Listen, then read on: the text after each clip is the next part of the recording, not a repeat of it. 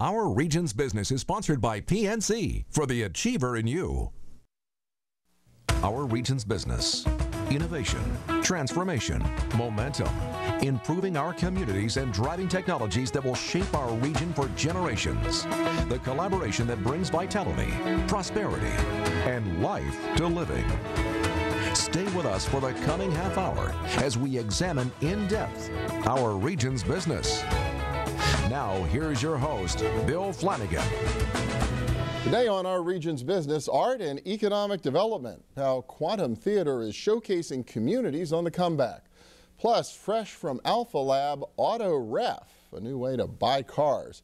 But first, the high-impact research universities have on our region. A recent study by the National Research Council made the case for the role research universities play in driving innovation and economic growth. And the National Research Council decided to begin to make their case right here in our region. We caught up with Charles Holliday during a recent visit to Pittsburgh. The former CEO of DuPont chaired the committee that created the report. We picked Pittsburgh for a reason, because we heard about the good work going on here, the great collaboration between research universities and business, and that was really reinforced. I think you're doing tremendously good things. You've obviously weathered this current recession better than most, because you have these things in place. And I think the real question now is, where do you go from here? How do you take it to the next level? Because that's going to be required in Pittsburgh and the rest of the nation. Mark Nordenberg, well equipped to help answer that question. He's back with us today, the chancellor of the University of Pittsburgh. Welcome, good to see you. Good to see you, Bill. Yeah, great remarks from a unit of the National Academy of Sciences, really holding out our region as sort of a case study or a thought leader in this sort of thing. Yeah, and it wasn't just the National Academy of Sciences, because as your segment showed, this was one of America's great business leaders, the leader of one of America's great corporations, saying, you need research universities and business working together, and Pittsburgh seems to be heading in the right direction. And yeah, how much can we take that for granted? That's another big message in their report. Well, it's something that we shouldn't take for granted. We have come a long way, and I think one of the reasons that we have come as far as we have is that most of us have seen how bad it can become. And then we've seen how good it can get, and we really do need to keep pushing forward.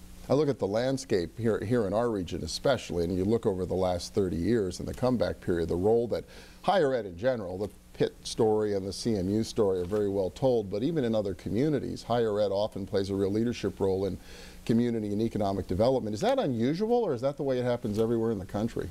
Well, I do think that higher educational institutions have become anchors in many communities, but I think the combined strengths that you see with Pitt and CMU, the research that is being done in both universities, the relationships to the business community, that really is unusual.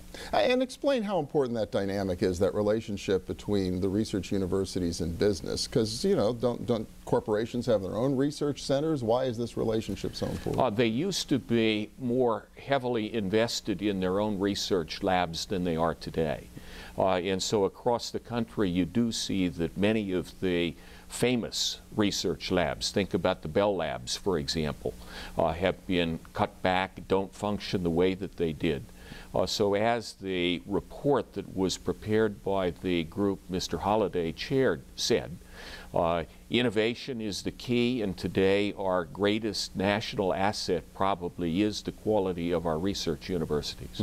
Another big report came out last year, and of course that was the Governor's Commission on Higher Education. And here we are on the eve of Governor Corbett's budget address coming up this week. You know, I think the higher education report also spoke to the importance of these institutions for Pennsylvania. Well, and I had something more to do with that report since I served on the commission. It did. It was a balanced report, as is the NRC report. It indicated that higher education had responsibilities too to manage costs and to deliver good things in a time of limited assets.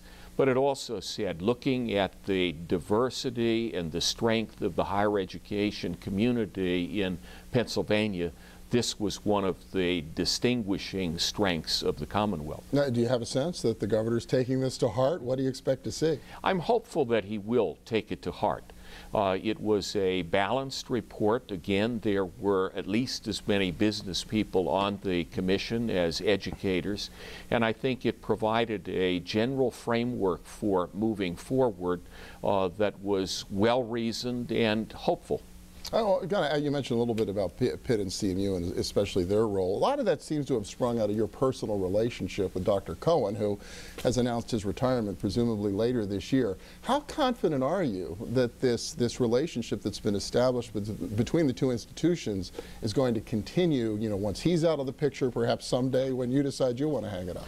Well, first, Jerry Cohen is a great guy and in many ways is irreplaceable.